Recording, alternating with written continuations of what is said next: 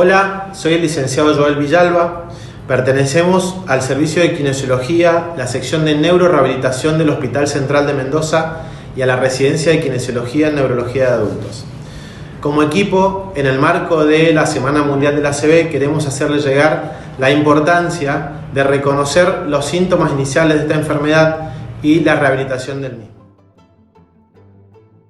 El ACV se define como la interrupción súbita del aporte de sangre al tejido cerebral. Este mecanismo puede darse por una obstrucción o ruptura de uno de los vasos que irrigan al cerebro.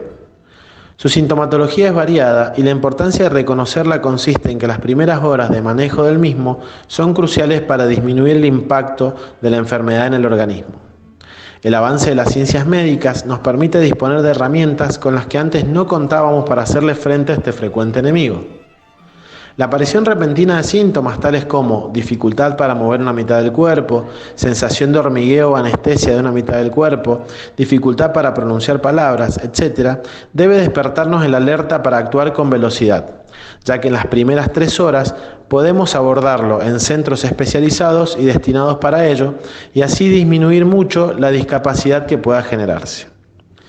La Organización Mundial de la Salud, a partir de la Clasificación Internacional de Funcionalidad, nos deja conceptos para interpretar cómo una ACV repercute en la vida de los individuos y nos marca parámetros de abordaje en cada etapa de la rehabilitación. Se define así al déficit como la pérdida o disminución de una función corporal, tal como mover un brazo, mover una pierna o perder la sensación de una mitad del cuerpo. La discapacidad, en tanto, es entendida como la pérdida de una de las funciones que estas estructuras ejecutan, así como caminar, comer, acicalarse, etc. El hándicap, en tanto, se entiende como la desventaja social que afronta un paciente para recuperar su vida laboral y es el impacto mayor en el adulto joven, al cual le llega el ACV en una etapa productiva y que a menudo impacta en jefes de hogar. Por tanto, el objetivo de todo equipo de rehabilitación apunta a recuperar dentro de sus posibilidades la mayor cantidad de funciones y promover una reinserción en su espacio laboral, social y familiar.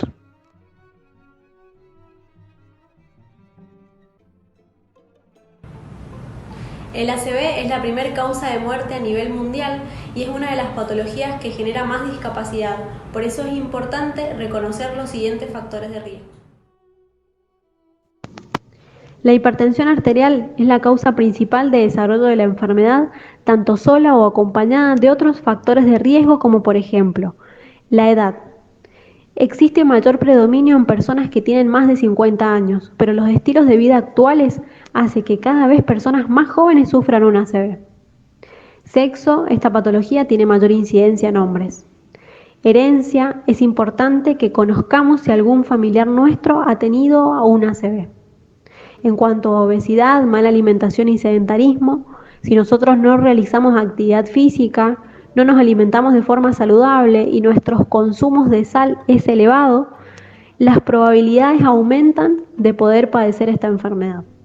El resto de los factores de riesgo que lo acompañan son la diabetes, el tabaquismo y el estrés. Es por ello que es muy importante que realices tus controles médicos anuales y no te olvides de tomar tu medicación. Si estás en algún lugar público en tu casa y ves que alguna persona, tu familia o vos mismo presenta los siguientes síntomas: inicio brusco de dolor de cabeza, dificultad para hablar, pérdida de fuerza en algún miembro, mareos, pérdida de equilibrio, problemas visuales. Realizar las siguientes pruebas: pedir a la persona que sonría. ¿Observás que un lado de la cara está caído? Pídele a la persona que levante ambos brazos. ¿Un brazo se desvía hacia abajo? Pídele a la persona que repita una oración simple. ¿Notas que el discurso suena arrastrado o extraño? En el caso de presentar una o más de estas pruebas, llama o acudí al centro asistencial más cercano de forma rápida. El proceso de rehabilitación está indicado en ACV estables y establecidos y se ha de iniciar de forma precoz. Sin embargo, es importante tener en cuenta una serie de recomendaciones y cuidados básicos a tener durante el periodo agudo, sobre todo cuando el paciente está encamado. Los cambios posturales del paciente en cama tienen por objetivo principal evitar la aparición de lesiones en piel, que serían las úlceras por presión, generadas por la necrosis entre dos puntos de apoyo, es decir, generada por la presión del peso del cuerpo que aplasta los tejidos contra la cama, principalmente en apoyos óseos y en las zonas edematizadas. Es importante además reconocer lo antes posible la amenaza de escaras, zonas de apoyo enrojecida o la aparición de ampollas por contacto. Para realizar dichos cambios posturales es esencial una correcta manipulación del enfermo, evitando traccionar de los brazos y de las piernas, más aún si son las zonas afectadas por el ACV.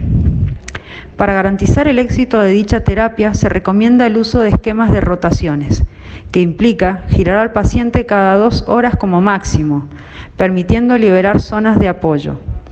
Es necesario además mantener la ropa de cama bien estirada y en condiciones óptimas de limpieza, como la del enfermo en sí, y el uso de colchón antiescara, de almohadas y cojines para posicionar adecuadamente al paciente.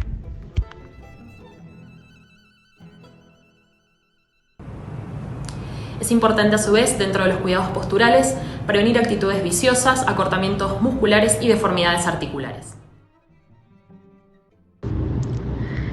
Por ello, debemos posicionar adecuadamente las extremidades del paciente, manteniendo su alineación respecto al tronco y pelvis, y de esta forma prevenir deformidades tales como pie equino, rotación y flexión de cadera o rodillas, entre otras.